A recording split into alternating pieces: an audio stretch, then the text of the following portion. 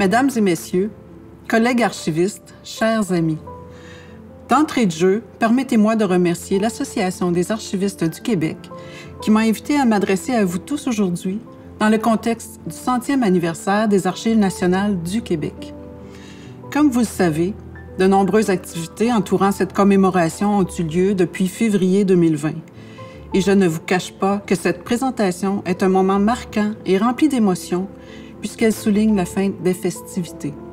Au cours des derniers mois, j'ai profité de différentes tribunes pour faire connaître l'institution que sont les Archives nationales, mais aussi pour souligner le travail essentiel effectué par vous tous au sein de vos organisations respectives.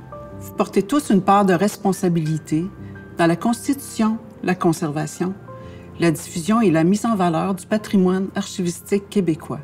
L'histoire des Archives nationales, c'est aussi en grande partie votre histoire. Je tiens à remercier chaleureusement le président-directeur général de BANQ, M. Jean-Louis Roy, qui, sans la moindre hésitation, a appuyé le centenaire des Archives nationales. Il n'a pas ménagé ses efforts pour rendre possible toutes les activités prévues à la programmation, et ce, malgré la pandémie qui nous a tous affectés. 100 fois merci, M. Roy. C'est avec une certaine gêne que je me présente à vous pour parler des Archives nationales du Québec. Je reconnais bien humblement ma connaissance partielle de l'histoire de cette grande institution. C'est pourquoi j'ai demandé à François David de m'accompagner dans cet exercice de recherche et de synthèse fort complexe, vous en conviendrez. Un grand merci, François. En m'inspirant de ma propre expérience des 6 dernières années à titre de conservatrice des Archives nationales, j'en suis venue à certains constats que je souhaite partager avec vous. Cette présentation est largement inspirée des textes à paraître dans un prochain numéro de la revue Archives.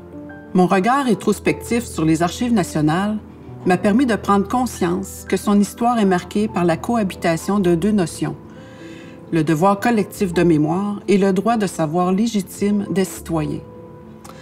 Cette coexistence, trop souvent mise en opposition, s'est matérialisée dans les années 80. 2 lois fondamentales viennent jeter les bases juridiques sur lesquelles reposent encore aujourd'hui les actions des Archives nationales et de l'ensemble des ministères et organismes publics, qu'ils soient centralisés ou décentralisés. Je ne vous révèle aucun secret en reconnaissant que la loi sur les archives et la loi sur l'accès aux documents des organismes publics et sur la protection des renseignements personnels ne répondent plus à toutes les questions d'application. Particulièrement aujourd'hui, alors que les archives passent de l'univers analogique à celui du numérique. Je vais maintenant entrer dans le vif du sujet. Il y a un siècle, Pierre-Georges Roy est nommé archiviste du gouvernement de la province de Québec. Depuis ce jour, 8 hommes et 2 femmes lui succèdent à ce poste. Je profite de l'occasion pour saluer Sylvie Lemieux, Carole Couture et Normand Charbonneau qui ont accepté avec plaisir de participer à cette conférence. Dépositaire d'un important héritage, chaque conservateur s'est engagé à préserver et à bonifier le patrimoine documentaire rassemblé par ceux et celles qui les ont précédés. Ils ont dû composer avec une société en continuelle évolution et lutter contre l'incompréhension, parfois même l'indifférence de certains directeurs et, disons-le, d'une partie de la population à l'égard de la mission des Archives nationales. Je salue la contribution de mes prédécesseurs et des membres de leurs équipes, qui ont tous, à leur manière, assuré la pérennité des Archives nationales et démontré leur pertinence pour l'appareil gouvernemental et pour l'ensemble de la population québécoise. Dans la prochaine heure, je vais illustrer comment leur pragmatisme et leur regard sur la société ont permis à cette institution de prendre sa place et de s'adapter à des événements marquants. Cette présentation est divisée en 3 parties. En premier lieu, je présenterai l'histoire des Archives nationales depuis sa création jusqu'aux années 80. Mes invités viendront parler de la période contemporaine et je reviendrai pour conclure cette grande conférence. Quel est l'état d'esprit de Pierre-Georges Roy le 2 septembre 1920, alors qu'il entame sa première journée de travail à titre d'archiviste des Archives nationales? La lettre qu'il écrit au chanoine Lionel Groulx, 1 mois après sa nomination, est, à cet égard, révélatrice. Cher Monsieur Groux, nous avons enfin un bureau, ou, si vous aimez mieux, un département d'archives. Le premier archiviste de la province est bien disposé, plein d'ardeur, mais sera-t-il à la hauteur de la tâche? À tout événement, je suis disposé à recevoir conseils et suggestions. Ne vous gênez pas, je recevrai vos conseils avec le plus grand plaisir et aussi avec grand profit. Je ne veux pas aller trop vite en besogne, ni casser les vitres, mais, avec le temps, j'espère faire du Bureau de Québec un arsenal où tous les travailleurs pourront se procurer les renseignements ou tout au moins apprendre où ils les trouveront. Ces propos illustrent un réel enthousiasme de la part de Pierre-Georges Roy pour ses nouvelles fonctions et une profonde volonté de servir le public. La création en 1920 des Archives nationales sous l'autorité du secrétariat de la province de Québec et la nomination de Pierre-Georges Roy par le gouvernement québécois ne sont pas le fruit du hasard. Elles découlent de l'accumulation des documents administratifs dans les bureaux de la fonction publique et d'un contexte politique favorable à la montée d'un nationalisme canadien-français, alimenté notamment par la crise de la conscription de 1917 et les émeutes de Québec au printemps 1918. À cette époque, les écrits d'Henri Bourassa et de l'abbé Lionel Groux, pour ne nommer que ceux-là, galvanisent les foules et ont une influence marquante sur la jeunesse et l'élite intellectuelle canadienne-française. L'histoire, notamment celle du régime français et les archives qui en témoignent, deviennent des outils précieux, susceptibles de forger une identité nationale forte et distincte. Malgré ce contexte favorable, Pierre-Georges Roy est confronté rapidement aux contraintes budgétaires. Dans une lettre datée du 15 juin 1921, il fait part à l'abbé Groux de ses difficultés à obtenir les crédits nécessaires à l'achat de documents d'archives relatifs à la famille Papineau. Cher Monsieur Groux, je vais voir Monsieur Simard dès demain au sujet des manuscrits Papineau. Mais j'ai bien peur que nous ayons de la misère. Les ministres tiennent les cordons très serrés depuis quelques semaines. La loi des licences, qui devait amener l'âge d'or et les millions, n'a produit que des ennuis et des ivrognes. Par ailleurs, il n'hésite pas à solliciter l'appui de Lionel Groux pour son projet de doter les Archives nationales d'un bâtiment à l'épreuve du feu. Il écrit, le 27 novembre 1922, « Cher Monsieur Groux, je suis heureux d'apprendre que le rapport de l'archiviste de la province de Québec vous a plu. Vous êtes assez bon de me dire que l'Action française en parlera. Je ne demande aucune réclame pour moi-même, mais que l'auteur de la note ne manque pas de réclamer un temple ou tout au moins une bâtisse à l'épreuve du feu pour nos archives. Le feu du séminaire de Saint-Boniface est un exemple terrible. Que de pertes irréparables. Le gouvernement est très bien disposé pour les archives, mais il ne consentira à nous loger qu'après une forte pression de l'opinion publique. » Ces efforts sont enfin récompensés en 1931, alors que les Archives nationales aménagent sur les plaines d'Abraham, dans le bâtiment abritant l'actuel Musée du Québec. De plus, le budget annuel consacré aux Archives nationales ne cesse d'augmenter sous les différentes administrations qui se succèdent. Entre 1920 et 1936, le budget annuel passe de 9 300 à 41 000 $ et le nombre d'employés permanents de 2 à 13 durant la même période. En 1941, âgé de 71 ans, on retrouve un Roy fatigué. Avec une écriture chancelante, il livre à son vieil ami Lionel Groux un douloureux témoignage et un regard rétrospectif sur sa carrière aux Archives nationales. Cher Monsieur Groux, je vous suis bien reconnaissant pour votre bonne lettre du 25 janvier. Elle m'arrive dans un temps où, je vous l'avoue franchement, j'ai besoin d'un peu de réconfort. Mes yeux s'en vont rapidement et je serai peut-être obligé avant longtemps de subir une opération pour la cataracte. Il va bien me falloir renoncer à lire les vieux manuscrits. Mais tout ceci ne me fatigue pas. L'ouvrage ne m'a jamais fatigué, ce qui m'a vieilli avec le temps. Fatigué, ennuyé, énervé, c'est le cher patronage. Au temps où je travaillais seul pour les archives, je faisais plus d'ouvrages que j'en fais aujourd'hui, et pourtant j'ai une vingtaine d'employés pour m'aider. Ah, les chères nominations politiques, qu'elles nous en donnent du trouble, des ennuis, etc., etc. Mais tout cela est à la veille de finir. Un archiviste sans yeux est un vaisseau sans pilote. Pierre-Georges Roy a cependant eu la clairvoyance d'assurer sa succession. Son fils Antoine, qui l'assiste depuis 1931, lui succède en 1941. Cette transition se fait donc sous le signe de la continuité. Autant pour le père que pour le fils, c'est la parution de nombreux inventaires et la publication annuelle du rapport de l'archiviste de la province de Québec qui constitue le plus important legs des rois. Ces outils de recherche, auxquels s'ajoutent de nombreux ouvrages historiques et généalogiques, sont d'une valeur inestimable pour les chercheurs de l'époque qui étudient l'histoire du Canada et du Québec. À lui seul, Pierre-Georges Roy aurait publié plus de 300 ouvrages et articles de périodiques.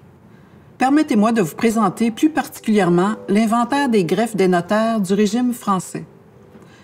Débuté en 1942 par les deux premiers archivistes de la province, cet ambitieux projet sera repris par leurs successeurs et il en résultera au final 27 volumes publiés jusqu'en 1976. Répertoriant des milliers d'actes notariés, cet outil a constitué durant de nombreuses années la seule source imprimée permettant le repérage des minutes dans les greffes de notaires. Les importants travaux de microfilmage et la constitution de la base de données parchemin par la Société de recherche historique Archivisto dans les années 80 ont par la suite largement contribué à la diffusion de ces archives. Depuis près de 35 ans, nous travaillons activement avec Family Search, au microfilmage d'abord et ensuite à la numérisation des archives de l'État civil et de notaires du Québec. Grâce à ce partenariat, le public a aujourd'hui accès à plus de 10 millions de pages d'actes notariés. Depuis l'époque de la Nouvelle-France, ces archives constituent les sources documentaires les plus consultées par les généalogistes, les historiens, les avocats et les notaires, que ce soit pour retracer des histoires familiales, publier des textes scientifiques ou défendre les droits des citoyens. De leur vivant, est-ce que Pierre-Georges et Antoine Roy auraient cru possible une telle diffusion?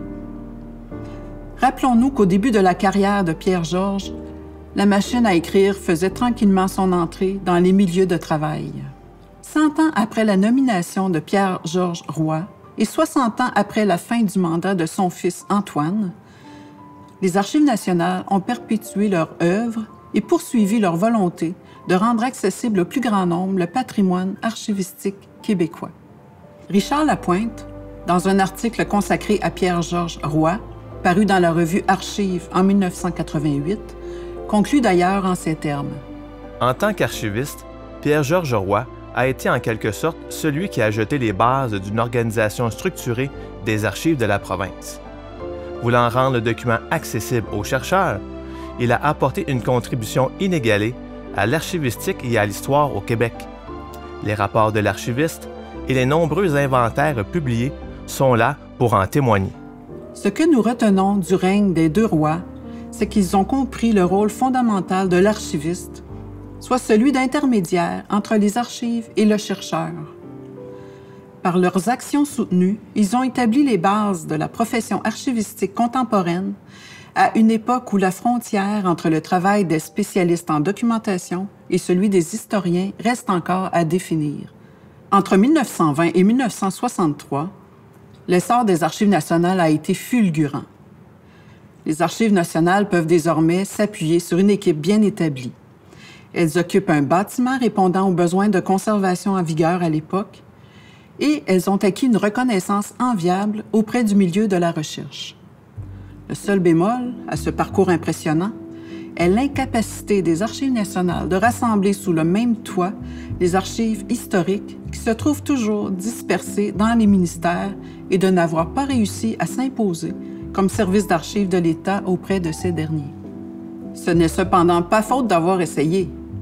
À titre d'exemple, citons la directive adressée au ministère dès les premiers mois du mandat de Pierre-Georges Roy, le 20 décembre 1920.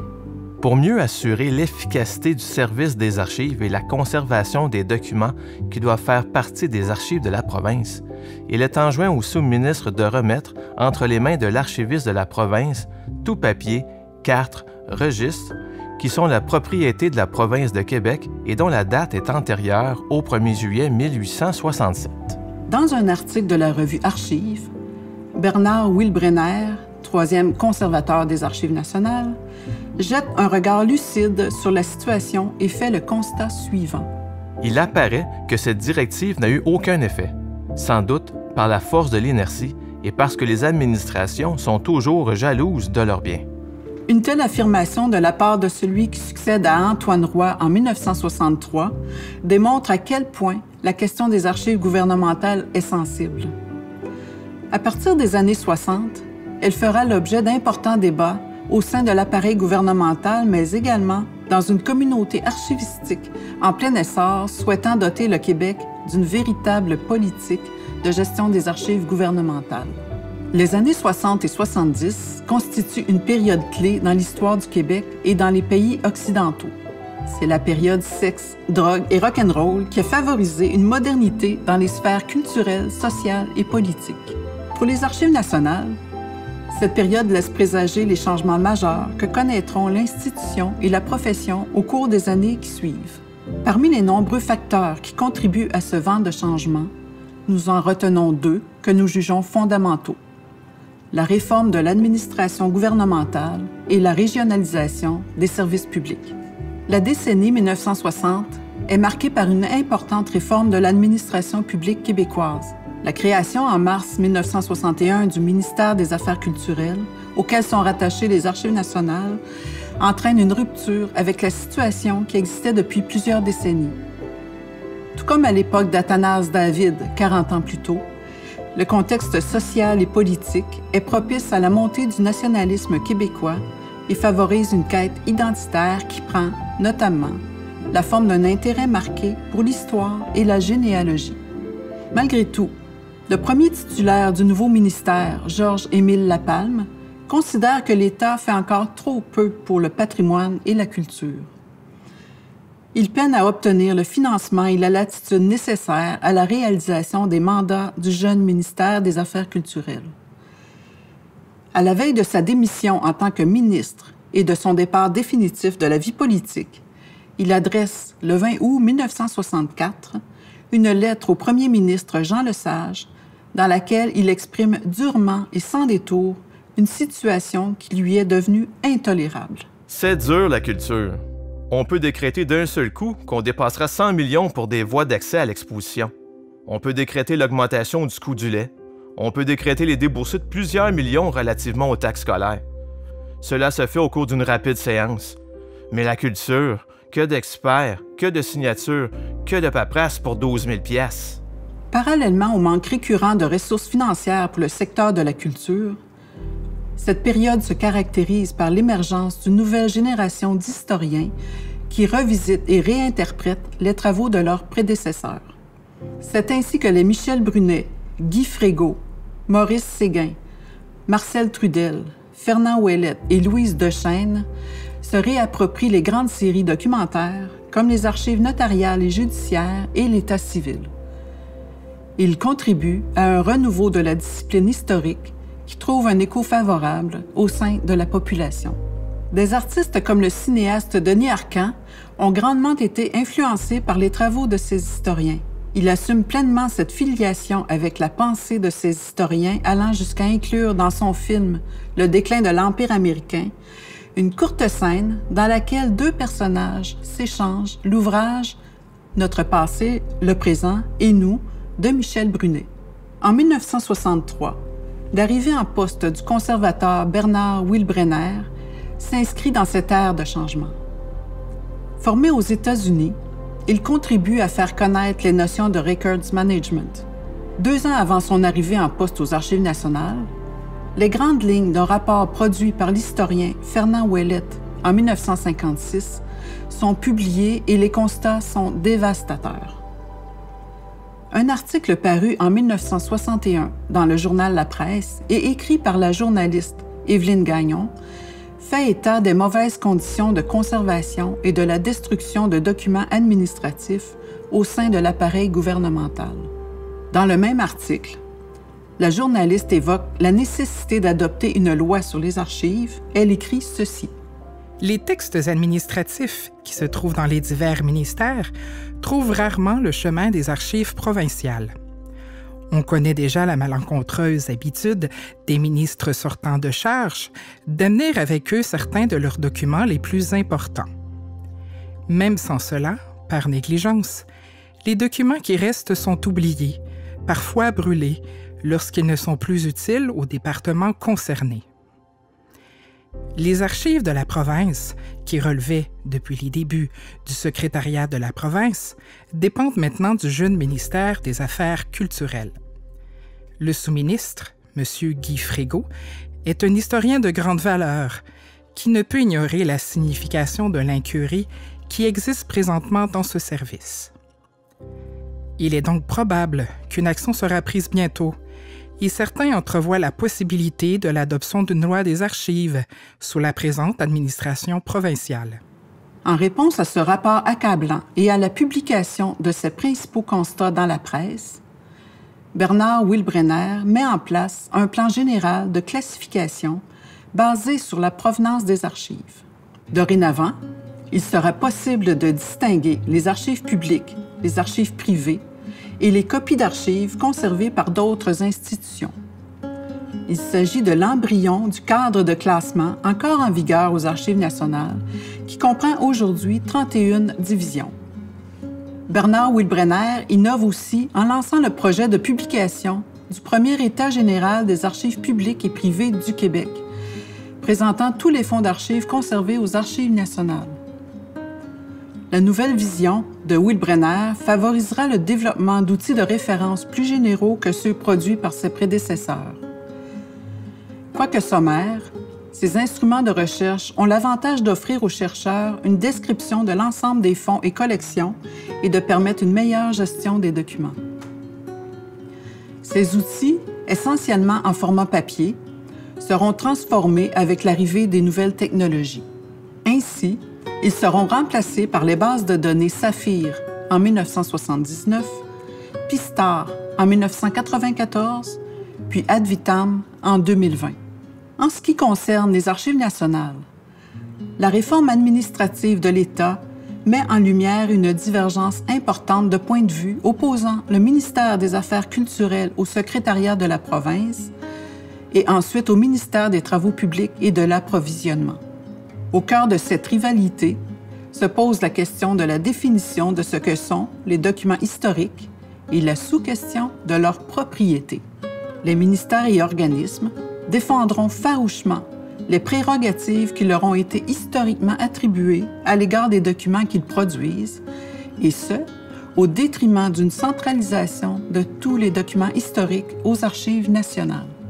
À la suite d'une recherche exhaustive et rigoureuse, l'auteur Louis Garon démontre que les débats entourant ces questions paralysent toutes les tentatives des Archives nationales de doter le Québec d'un cadre légal et réglementaire couvrant autant l'aspect patrimonial que l'aspect administratif de la gestion des archives. En 1969, le gouvernement profite de l'abolition du secrétariat provincial pour confier aux Archives nationales la garde de tous les documents des ministères et organismes publics qui ne servent plus à leur administration courante. La dissolution du secrétariat déclenchera une série de mesures qui permettront, entre autres, l'adoption d'un règlement et d'une politique. Même si cette législation ne donne pas de pouvoir aux Archives nationales sur la gestion des documents administratifs produits par les ministères et organismes publics, elle constitue tout de même une avancée majeure et un tremplin vers l'adoption de la loi sur les archives en 1983. L'archiviste et historien Rénal Lessard démontre, dans un texte paru dans la revue Archives, l'importance de cette législation de 1969. Cette législation de 1969, malgré ses lacunes, constitue la première loi pour assurer à la fois la sauvegarde des documents d'intérêt historique et l'élimination des dossiers inutiles que le gouvernement accumulait depuis la Confédération. Si, en 1968, les Archives nationales du Québec ont accumulé environ 800 mètres d'archives gouvernementales en près de 50 ans d'existence, elles en recevront autant entre 1970 et 1974. Au 31 mars 1978, elles détiendront plus de 4,5 km de documents gouvernementaux. Afin d'assurer la conservation adéquate de ces importantes masses documentaires versées par les ministères et organismes publics, d'importants investissements en infrastructures et en ressources humaines s'avèrent nécessaires. L'institution trouvera en Denis Vaugeois, ministre des Affaires culturelles, un précieux allié. Celui-ci défendra avec énergie le déménagement des Archives nationales sur le site de l'Université Laval en 1980 et débloquera les budgets nécessaires pour doter les Archives nationales d'un bâtiment qui répond aux besoins de conservation et suffisamment spacieux pour recevoir de nombreux chercheurs. Gilles Léon, dans la revue Cap au diamant, décrit ce projet ambitieux en 5 mots. On construira un nouveau centre d'archives de 8 étages dans la chapelle de l'ancien Grand Séminaire, situé sur le campus de l'Université Laval. D'une capacité de plus de 15 km linéaires de rayonnage, ce centre est un modèle de reconversion et de recyclage d'un édifice existant et constitue certes le fleuron de l'archivistique québécoise en matière d'aménagement. Au cours des décennies 70 et 80, le nombre d'employés aux Archives nationales augmente de 270 %. Il s'agit de la période d'expansion la plus importante que connaît l'institution au cours des 50 dernières années. Cette forte croissance se poursuit durant la décennie suivante, alors que les Archives nationales connaissent une hausse de 67 % de ses effectifs. Les décennies qui suivent sont plus difficiles. Les finances publiques sont durement secouées par le crash financier de 1987, les actes terroristes du 11 septembre 2001 et la crise financière de 2008. Comme ce fut le cas pour l'ensemble de la fonction publique, les politiques d'austérité budgétaire au Québec ont été brutales pour les Archives nationales, ayant pour conséquence une réduction de 44 employés entre 1990 et 2020. Les années 70 sont celles de la régionalisation des services publics. En effet, dans l'objectif d'atténuer les disparités régionales et d'offrir une prestation de services de proximité, le gouvernement crée les premières régions administratives en 1966. Dès lors, les ministères et les organismes publics ouvrent des directions dans toutes les régions du Québec. Raymond Douville, 4e conservateur des Archives nationales, et ses successeurs, André Vachon et François Baudin, profiteront de ce vent favorable aux régions pour mettre en place un réseau de centres d'archives sur l'ensemble du territoire québécois. Ce déploiement se fera très rapidement. 8 centres seront créés entre 1971 et 1981. De concert avec les ministres ayant hérité du portefeuille culturel au cours de la décennie 70, les conservateurs ont joué d'audace et de persévérance en utilisant les politiques régionales gouvernementales comme levier de développement. Cependant, la régionalisation des Archives nationales ne fait pas que des heureux. La création d'une antenne à Montréal en 1971 est loin de plaire à la Bibliothèque nationale du Québec, qui occupe une place prépondérante dans la métropole en ce qui a trait à la conservation des archives littéraires, mais aussi plus largement de tous les documents anciens ayant une valeur historique. L'affaire des manuscrits soulève de nombreuses questions sur le rôle des Archives nationales comme institution patrimoniale et sur son positionnement par rapport aux autres acteurs du secteur culturel. La divergence de point de vue entre les Archives nationales et la Bibliothèque nationale du Québec trouve écho dans les médias, où elle fait grand bruit. L'affaire soulève, selon l'auteur Louise Gagnon-Arguin, la question fondamentale du rôle que doivent jouer les Archives nationales. Ont-elles seulement la responsabilité des documents gouvernementaux et publics ou doivent-elles aussi se préoccuper des archives privées? La loi sur les archives de 1983 viendra préciser le rôle que peuvent jouer les Archives nationales quant à la conservation des archives privées, mais son contenu est écrit de telle sorte qu'il laissera en suspens la controverse avec la Bibliothèque nationale du Québec. Ce n'est qu'en 2006, alors que les Archives nationales fusionnent avec la Bibliothèque nationale pour former l'actuelle Bibliothèque et Archives nationales du Québec, que le sujet trouvera son dénouement et que les fonds d'archives littéraires rassemblés par la Bibliothèque nationale seront transférés aux Archives nationales. Aujourd'hui, il est fascinant de voir à quel point les 10 centres d'archives font partie intégrante de l'écosystème culturel de leur région et comment ils contribuent au développement d'une identité régionale forte. Ceci étant dit, il y a une limite aux actions et aux moyens pour les Archives nationales de prendre en charge toutes les archives du Québec.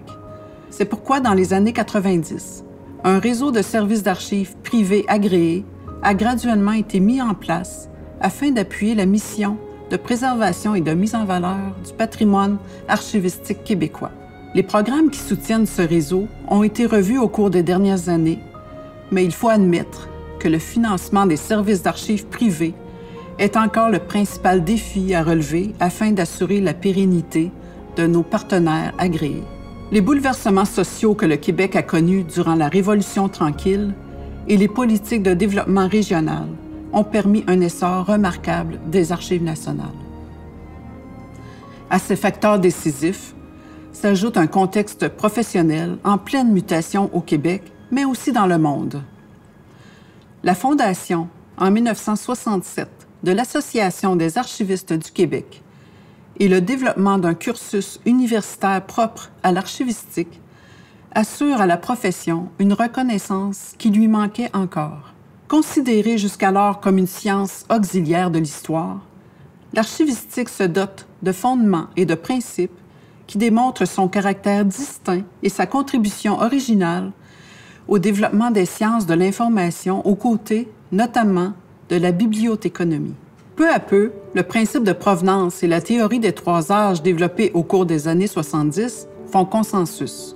Ces avancées majeures de la profession conjuguées à la constitution d'une communauté archivistique québécoise et internationale forte et un milieu associatif dynamique contribueront aussi à la reconnaissance des Archives nationales comme interlocuteurs crédibles auprès des décideurs. Ce contexte ouvrira la voie à l'instauration d'une véritable politique de gestion des archives gouvernementales à partir des années 80 et, ultimement, à l'adoption de la loi sur les archives.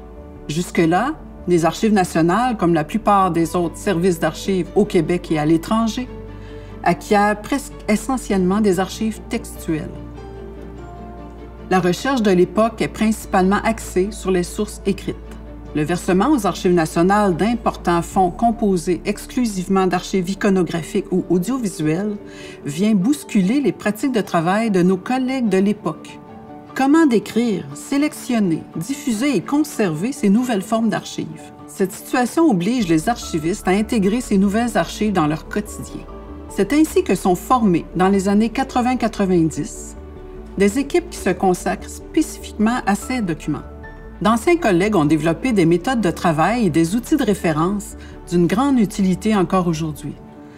Notamment Antoine Pelletier pour les archives audiovisuelles, Jean-Marc Garand et Claude Boudreau pour le secteur des cartes et plans, et plus récemment, dans les années 90, Normand Charbonneau pour les archives photographiques. Par leur capacité évocatrice, les archives non textuelles sont utilisées pour les publicités, commémorations et objets promotionnels. On peut les voir dans les journaux, revues, livres, médias sociaux. Et que dire des YouTube, Instagram, Snapchat, qui inondent le web de millions d'images. On comprend désormais tout le sens de l'expression « le poids des mots, le choc des photos », popularisé par le célèbre magazine français Paris Match.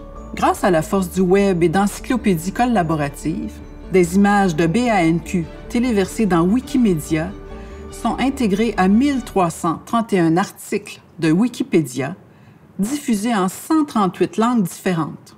Nos documents ont été vus à eux seuls 227 millions de fois entre juillet 2014 et février 2021. Selon moi, l'appétit de la population pour ces documents non textuels, notamment les photographies, ne cessera de grandir.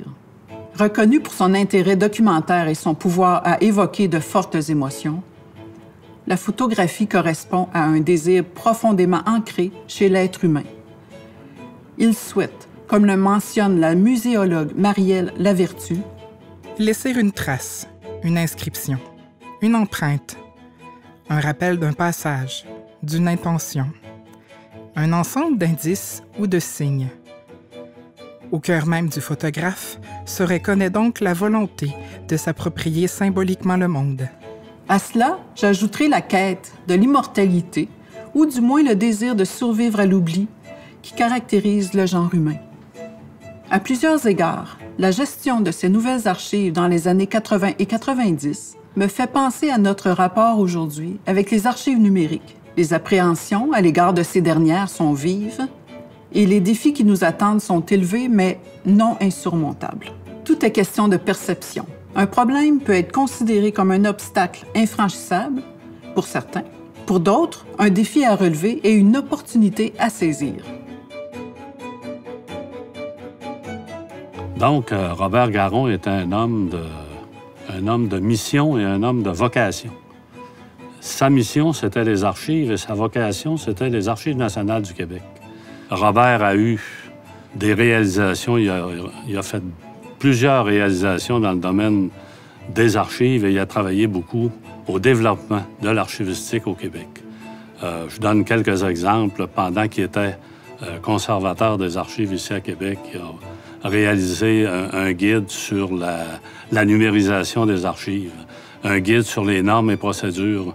C'est lui qui a présidé à la relocalisation des archives à Montréal, au pavillon Vigée, où elles sont actuellement.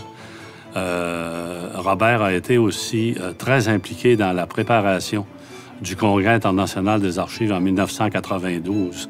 Donc, Robert a été vraiment une personnalité importante dans le domaine des archives au Québec. Et, naturellement, il a été très impliqué dans la préparation et l'adoption de la loi sur les archives, loi qui a été adoptée en 1983.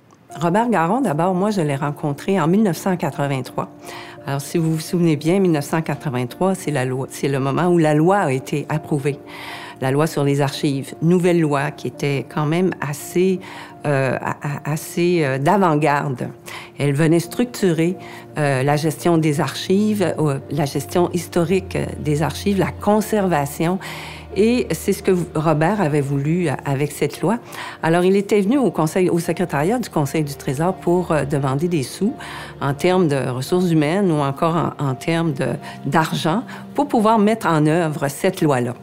Et Robert nous a expliqué en long et en large la raison pour laquelle il avait travaillé sur cette loi, la raison pour laquelle il avait besoin de ressources.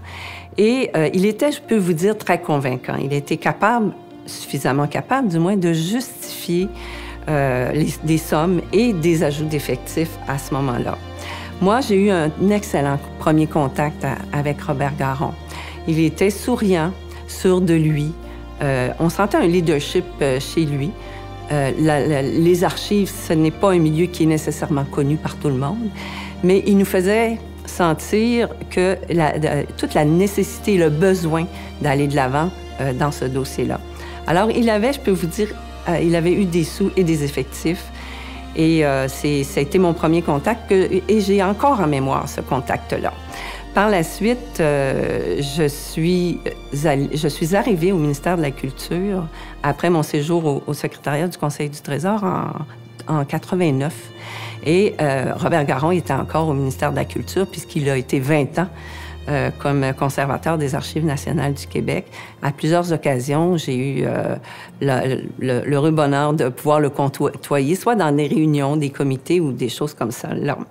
Puis j'ai quitté le ministère pour revenir en 98 avec lui.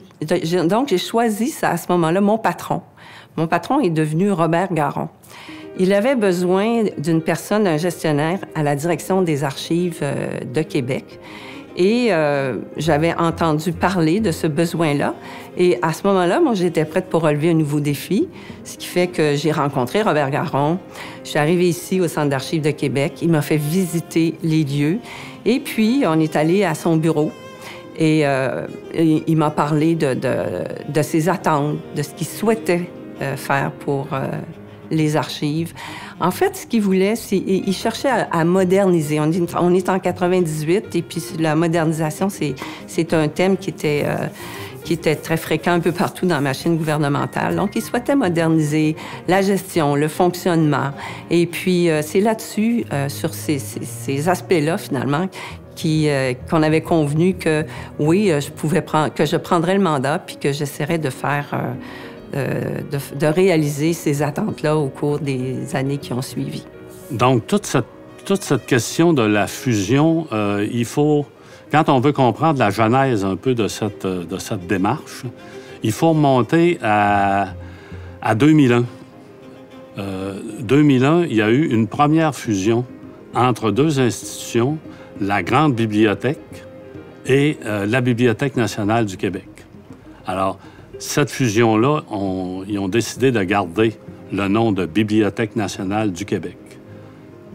Ensuite, on s'en va en 2004, où là, on commence à parler d'une fusion entre la Bibliothèque nationale du Québec et les Archives nationales du Québec. Il ne faut pas oublier qu'en 2004, il y a eu la fusion à Ottawa de la Bibliothèque nationale du Canada et des Archives nationales du Canada, qui est devenue BAC, Bibliothèque et Archives Canada. Le Québec n'est pas allé là par mimétisme, mais il y avait quand même un questionnement et il y avait un intérêt pour aller de ce côté-là. Et l'intérêt était, il faut se souvenir qu'à l'époque, on avait parlé de réingénierie de l'appareil gouvernemental. Et c'est dans le cadre de cette réingénierie que le Conseil des ministres avait demandé à la ministre de la Culture de s'intéresser à une fusion possible entre Bibliothèque nationale et Archives nationales du Québec. Donc, en 2004, c'est à ce moment-là que Lynn Beauchamp a commencé à demander à Lise Bissonnette de réfléchir à cette possibilité-là.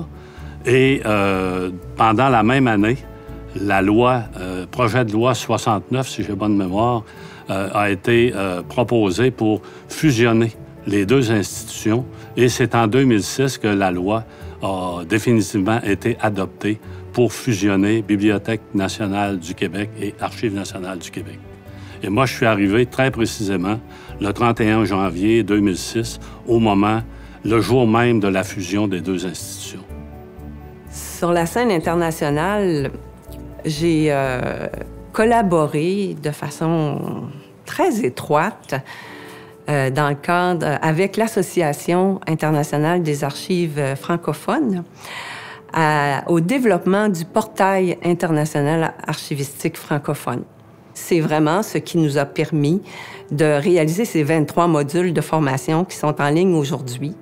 Et après mon départ en 2006, le portail a survécu, a continué à progresser et on peut aller voir sur le site pour savoir qu'il est toujours dynamique et qu'il sert bien les besoins des archivistes francophones à l'international et même localement également dans les différents pays francophones.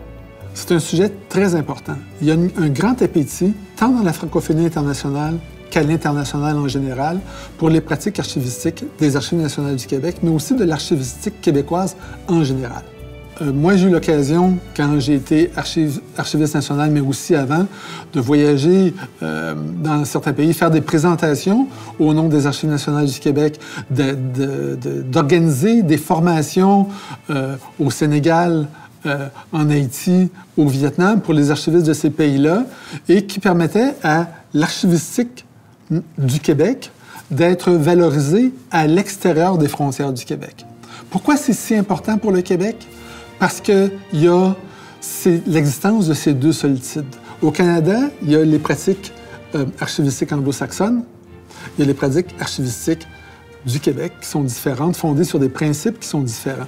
Il y a une soif dans les pays de la francophonie pour voir quelles sont les pratiques québécoises qui sont un peu à cheval entre les pratiques traditionnelles de l'Europe latine et les pratiques plus modernes, je dirais, nord-américaines.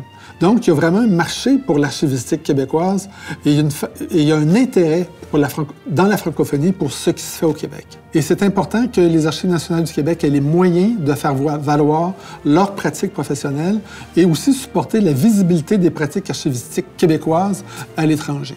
Je crois que le plus important défi auquel on a été confrontés, puis j'ai parlé un peu d'avant mon mandat comme archiviste national, mais c'était la transition entre les différentes cohortes. C'était la cohorte des gens qui étaient là quand je suis arrivé et avec qui qui m'ont permis de grandir dans l'organisation. Ma cohorte qui est arrivée parce qu'on était un groupe assez important, avoir été embauché en même temps, mais aussi le renouvellement des personnels parce que la retraite de la vague qui m'avait accueilli ma vague qui était toujours là, puis il y avait une nouvelle vague qui rentrait avec les Martin, avec les François, avec les Christian, avec les Marie-France, et cette transition-là, le transfert de connaissances a été, je trouve, le plus important défi auquel on a été confronté. Puis je suis certain, Hélène, que vous êtes confrontée, Hélène Laverdure a été confrontée à la même chose, parce que les choses continuent à évoluer et le personnel continue à changer. Pour moi, c'est ça le plus important, c'est le transfert de connaissances pour que les pratiques acquises puis les expériences acquises ne tombent pas dans l'oubli et qu'on ne soit pas obligé de toujours recommencer la même roue pour réapprendre et continuer à servir convenablement les citoyens. Je trouve personnellement que ce qui est le plus important dans la célébration de ce centenaire puis la projection vers le centenaire qui est devant les Archives nationales du Québec, c'est la transformation numérique. Non pas seulement pour la transformation numérique par elle-même, mais la transformation numérique parce qu'elle apporte aux citoyens du Québec un accès à distance aux documents numérisés, aux documents nés numériques, où qu'ils soient au Québec, ils pourront avoir accès à distance aux documents qui les concernent. Et ça, c'est tout un exercice de transparence du fonctionnement de l'État. C'est favoriser la recherche faite par les individus et les familles et dans leur milieu. C'est aussi toute une action citoyenne qui permet à la démocratie de fonctionner. C'est plus que la recherche historique, c'est aussi une fonction citoyenne que les 100 prochaines années vont pouvoir réaliser grâce à la transformation numérique des Archives nationales du Québec. Malheureusement, les États se sont désengagés de certaines des fonctions patrimoniales qui, en principe, leur appartiennent. Toutes les institutions d'archives au monde, à ma connaissance, ont subi, depuis les 15-20 dernières années, une décroissance relative de leur budget. Décroissance réelle par des coupures, mais décroissance relative par l'inflation, l'augmentation des salaires des employés, enfin, l'augmentation des coûts de fonctionnement des institutions. Moi, mon impression, c'est que à court terme, ce genre de choses ne reviendra pas. On est dans une dynamique qui est un peu affairiste, même quand, dans des gouvernements qui prétendent être plus de gauche, on est dans une dynamique qui est plus affairiste, qui fait en sorte qu'on pense au développement de l'économie plus avant du maintien d'identité culturelle, des identités culturelles des pays et des provinces, puis on pense moins donc à ces fonctions culturelles qui sont fort importantes de mon point de vue. Un des moyens pour solutionner ce problème grave, c'est de développer une relation plus intime avec les citoyens afin qu'il y ait un bassin qui supporte les fonctions archivistiques, les fonctions patrimoniales et qui deviennent les champions des Archives nationales du Québec, mais aussi les archives d'ailleurs. Un autre moyen, ça pourrait être de travailler plus étroitement en collaboration avec le milieu des affaires. Et là, je ne parle pas des fondations, je ne parle pas de ce genre de choses, mais du milieu des affaires afin que, dans certains cas, le résultat d'une négociation bien achevée permettrait aux Archives nationales de générer des revenus autonomes et permettrait, pourquoi pas, à l'entreprise privée, elle aussi, de générer des revenus. Dans la mesure où le fruit de ces négociations-là n'empêche pas un accès direct et libre aux citoyens de la province dans le cas du Québec. Une chose que je tiens à souligner et dont je suis très fière, c'est ma nomination à titre de conservatrice et directrice générale des Archives en octobre 2001. Après le départ de Robert Garron, j'ai réussi à obtenir le poste. J'en ai été très honorée, j'en suis encore très fière. Et également, quand on regarde, il y a 2 conservateurs qui m'ont suivi, mais aujourd'hui, maintenant, il y a une deuxième conservatrice qui a pris la relève. Alors, j'en suis très fière aussi que Mme Laverdure a été nommée comme conservatrice. Je souhaiterais qu'ils puissent continuer à faire le travail qu'elles ont toujours fait, qu'on puisse leur donner une nouvelle loi sur les archives. Je dis bien une nouvelle loi parce que la loi de 1983, elle est toujours là. C'est plus qu'une révision de la loi. Il faut refaire la loi et je pense que tout le monde le sait très bien. Avec le numérique, la loi sur les archives, elle est un petit peu dépassée. Alors, ce que je souhaite aux Archives nationales, parce que quand on n'a pas une loi d'archives qui est vraiment à date, ça fait que l'institution qui gère et qui encadre cette loi-là et qui s'en sert pour faire ses activités, bien, c'est plus problématique pour elle. Donc, c'est extrêmement important et c'est le choix que je lui fais, comme à toute la communauté archivistique, parce qu'on est tous attachés derrière la locomotive que sont les Archives nationales du Québec. C'est important qu'on ait cette révision de la loi qui fasse en sorte qu'on puisse aborder la gestion des archives avec un outil qui est vraiment à jour. Et le seul exemple que je vais donner, c'est l'exemple le plus probant, d'après moi, c'est toute la question de la gestion des archives numériques. L'exemple que je donne toujours, c'est de dire qu'avec les archives numériques, si l'archiviste n'est pas là dès le moment où l'information est créée, il n'y sera jamais. Parce que la création de l'information, elle est trop rapide maintenant quand on la compare à la création de l'information sur papier. Le numérique, la création est trop rapide, l'évolution de ce support est trop rapide pour qu'on puisse courir derrière cette information-là. Il faut être là dès le départ, dès le moment où l'information est créée. Et ça, c'est à l'archiviste d'être là, et c'est avec une nouvelle loi sur les archives qu'on pourra y arriver. Alors, c'est pour ça que je mets autant d'espoir et d'importance sur le vœu que je fais pour les Archives nationales du Québec d'avoir un outil qu'elle mérite pour faire le travail qu'elle peut faire. Si je me mettais à rêver, puis ça m'arrive souvent, je rêverais pour les Archives nationales du Québec la possibilité de revenir en mode développement, comme le développement qu'elles ont eu au cours des années 70 et 80. Mais pour y parvenir, il va falloir qu'il y ait une plus grande écoute du gouvernement du Québec, mais aussi de la population en général pour supporter les Archives nationales. Il y a beaucoup à faire en termes de transparence de l'État, d'approche citoyenne, de recherche pour les personnes privées, pour les personnes publiques, pour les familles, des recherches sur les lieux géographiques, des recherches sur des sujets. Mais pour faire ça, il faut que les Archives nationales puissent avoir les moyens de leur transformation numérique pour supporter l'ensemble de leurs autres activités. Ça prend des ressources pour faire ça. Il faut que l'État du Québec, mais aussi la population du Québec, supportent leurs Archives nationales afin d'y parvenir.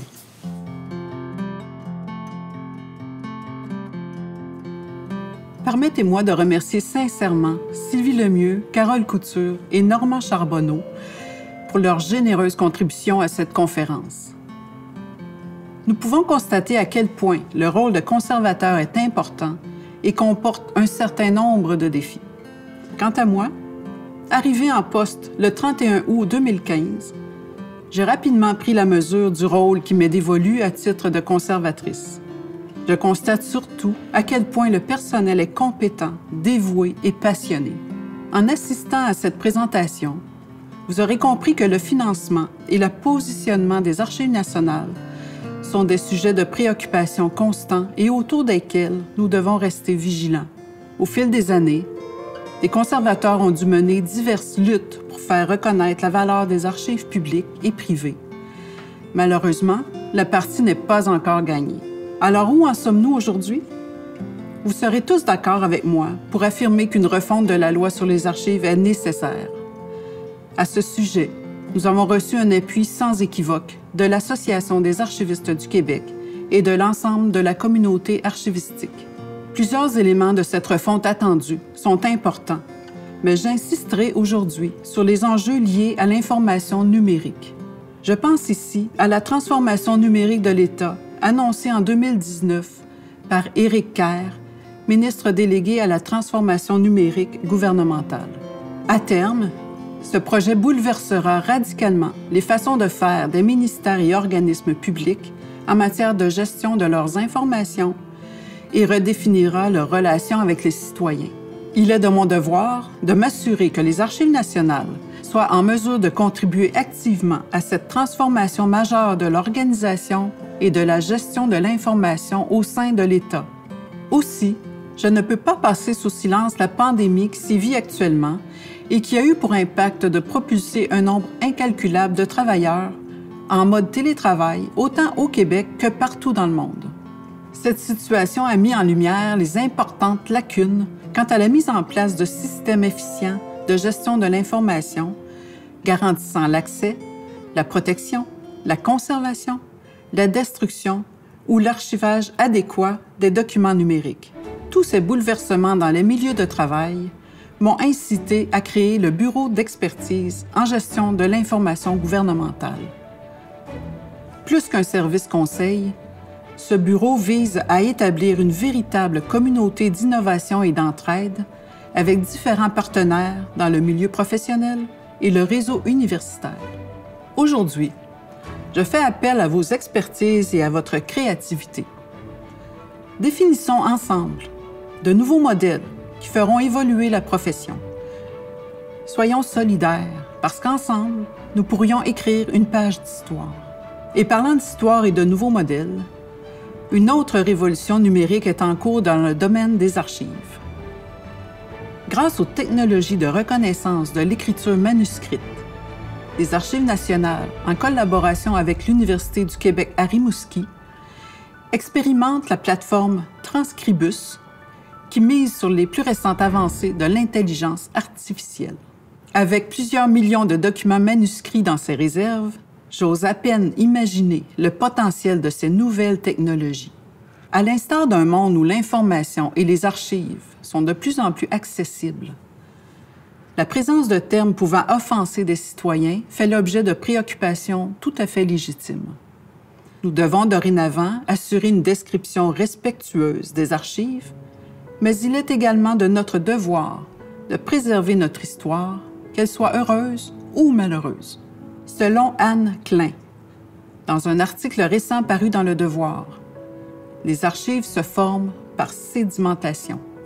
D'abord par l'accumulation documentaire et ensuite par l'accumulation de significations qui évoluent en fonction du contexte de lecture. Elle ajoute ceci. Les mêmes archives peuvent être lues de manière radicalement différente d'une époque à une autre. C'est ce qu'on vit en ce moment partout.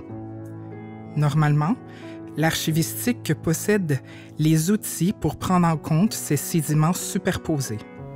Le défi de notre profession en ce début du 21e siècle est d'assurer la pérennité de l'instantanéité et de la dématérialisation d'une information de plus en plus intangible, faisant fi des frontières, des règles et des pratiques de gestion qui régissent encore notre profession.